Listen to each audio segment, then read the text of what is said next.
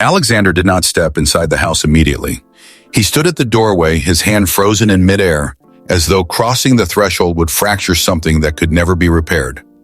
The smell of damp walls and old wood filled the air. Then he saw him. Samuel, the man who had trimmed his gardens for 15 years. The man he had trusted more than blood. The man who had sworn without blinking that the cook was not family. Alexander's chest tightened. Slowly, his eyes moved past Samuel and landed on Grace. She was standing behind him, pale, shaking, unable to meet his gaze. Time stretched. Then Alexander spoke. His voice was low, controlled, almost gentle. "Why are you here?" Samuel's hands began to tremble violently. He removed his cap, clutched it to his chest, and fell to his knees. "She is my daughter." The world tilted. Grace gasped, as if the air had been ripped from her lungs. "No," Alexander whispered, not in disbelief, but in recognition. "So this is how it ends." Grace dropped beside her father, grabbing his arm. "It was my idea," she cried. "I begged him. He tried to stop me." Alexander raised his hand slowly. "Silence," he said, not loudly, but with authority sharpened by pain. He stepped closer. "So," he continued, his voice steady but hollow, "every meal you cooked, every smile, every moment I trusted you, was built on a lie." Grace shook her head desperately. "No," she sobbed. "My feelings were real. I loved you." Alexander laughed once, short, bitter, empty. "So did they," he said. Grace froze. "My mother believed the same thing," Alexander continued. "She trusted people she called family." His voice began to fracture. "They waited until my father left. They poisoned her tea.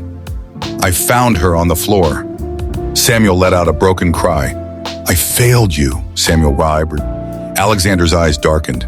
"No," he said, "you chose." The words cut deeper than shouting ever could. Alexander turned his back and walked out. He did not look back. The mansion became a tomb. The halls echoed with footsteps that were no longer there. Alexander could not eat, could not sleep. Every dish reminded him of Grace. Every garden path reminded him of Samuel. At night, he dreamed of his mother calling his name. Waking up felt worse than the dreams. Grace left the city in silence. No goodbye, no confrontation. She worked 2 jobs, studied at night, starved herself to pay tuition. She avoided mirrors because she no longer recognized herself. Samuel's health collapsed. He stopped tending plants because guilt had poisoned him from the inside. One night, a letter arrived at the mansion. Alexander almost burned it unopened, but he didn't. "I will not ask you to forgive me. I only want you to know that loving you did not make me weak. It made me brave enough to become someone better. If we never meet again, please live without fear." Alexander crushed the letter, then broke down completely. Months later, Alexander anonymously funded a training institute. When he visited unexpectedly, he heard a woman speaking, strong, unafraid. He turned. It was Grace, but she was no longer the girl he had loved. She was sharper, hardened, alive. Their eyes met, and everything they had buried resurfaced. Before words could be spoken, a nurse appeared. "Your former gardener is dying," she said. Samuel lay motionless. When Alexander took his hand, the old man wept.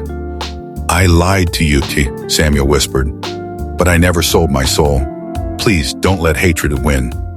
Alexander said nothing. Silence was his answer. The heart monitor continued its slow rhythm. Alexander stood between Grace and the past, between fear and forgiveness. And for the first time in his life, he did not know which would kill him faster. Watch out for the conclusive part. Thanks for watching.